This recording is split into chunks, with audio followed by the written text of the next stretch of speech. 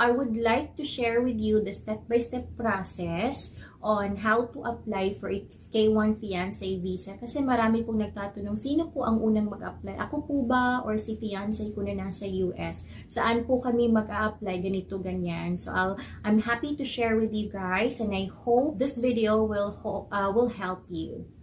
Now, the first step po ng pag-apply po ng K1 fiancé visa is si foreign fiancé po ninyo na nasa US. The US petitioner will file Form I-129F or the Petition for Alien Fiancé sa USCIS.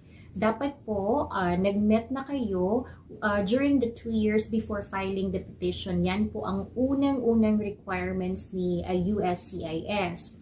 Tsaka, both parties po shows that you are free to marry and intend to do so within 90 days ng pagkapasok.